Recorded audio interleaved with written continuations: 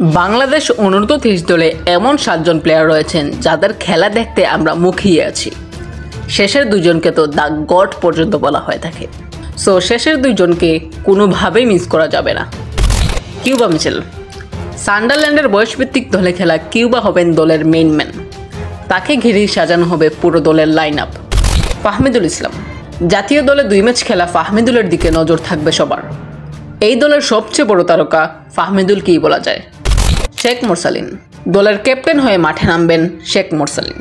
Attacking মিডে গুরুত্বপূর্ণ ভূমিকা রাখবেন সেটা বলাই যায়।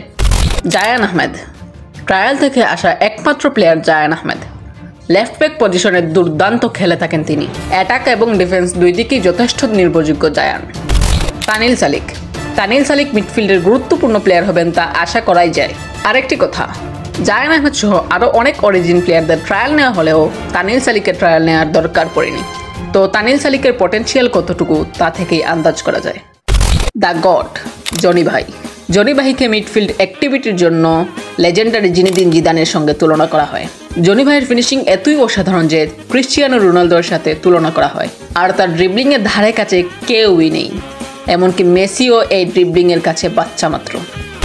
মেহেদী হাসান শ্রাবণ, আমাদের এমিলিয়ানো শ্রাবণকে দ্য গড গোলকিপার বলা হয়ে থাকে।